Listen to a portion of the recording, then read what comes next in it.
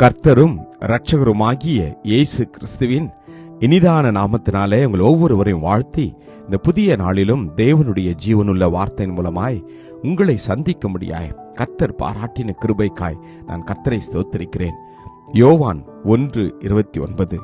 மறுநாளிலே யோவான் இயேசுவை தன்னிடத்தில் வரக்கண்டு, இதோ உலகத்தின் பாவத்தை சுமந்து தீர்க்கிற தேவாட்டுக்குட்டி. ஆமேன். கர்த்தருடைய நாமம் மகிமைப்படுவதாக.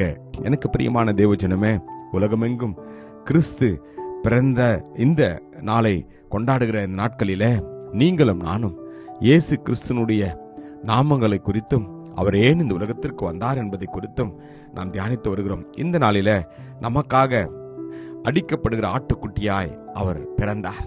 ஆமேன். அதைத்தான் யோவான் சொல்கிறார். இதோ உலகத்தின் பாவத்தை சுமந்து தீர்க்கிற தேவாட்டுக்குட்டி. பழைய ஏற்பாட்டின் காலத்திலிருந்து ஏதேன் தோட்டத்தில் ஆதாமுக்காகவும் ஏவாளுக்காகவும் அடிக்கப்பட்ட ஆட்டுக்குட்டி தான் நம்முடைய இயேசு கிறிஸ்து. மோரியா மலையில ஈசாக்குக்கு பதிலாய் அடிக்கப்பட்ட ஆட்டுக்குட்டி தான் நம்முடைய இயேசு கிறிஸ்து. பஸ்கா பண்டிகை நாட்களில சங்கார தூதன் இஸ்ரவேல் ஜனங்களை தொடாதபடி காப்பாற்றுவதற்காக தங்களுடைய நிலைக்கால்களில இரத்தத்தை பூச ஒப்பு கொடுத்த ஆட்டுக்குட்டி தான் இயேசு கிறிஸ்து. ஆம், அந்த ஆட்டுக்குட்டியான இயேசு கிறிஸ்து இன்னும் ஜீவிக்கிறவராக இருக்கின்றார். அவர் உங்களுக்குள்ளும் எனக்குள்ளும் வந்து பிறக்க வேண்டும். அவர் உலகத்தில் பல வருடங்களுக்கு முன்பதாக அவர் பிறந்து விட்டார். ஆனால் இன்னும் அநேகருடைய இருதயத்திற்குள் வந்து பிறக்கவில்லை. அந்த ஆட்டுக்குட்டியாகிய இயேசு கிறிஸ்து இந்த நாளில நமக்குள் வந்து பிறக்கட்டும். மாசற்றாத குற்றமில்லாத மாசற்ற ஆட்டுக்குட்டியாகிய இயேசு கிறிஸ்துவை ஏற்றுக்கொள்ளுங்கள். நமக்காக அடிக்கப்படும்படி கொண்டு போகப்பட்ட இயேசு கிறிஸ்துவை இந்த நாளிலே ஏற்றுக்கொள்ளுங்கள். சிங்காசனத்தின் மத்தியில் இருக்கிற ஆட்டுக்குட்டியை நீங்கள் நானும் இந்த நாளிலே ஏற்றுக்கொள்ளுங்கள்.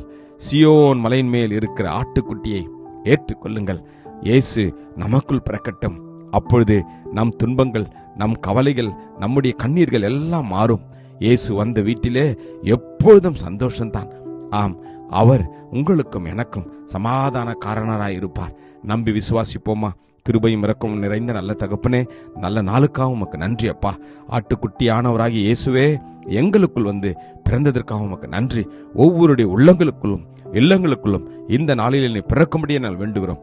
ஆசீர்வதியம் வழிநடத்திடலும் இயேசு கிறிஸ்துவின் வல்லமுள்ள நாமத்தில் ஜெபிக்கிறோம் ஜீவனுள்ள நல்ல தகப்பனே. ஆமேன். God bless you.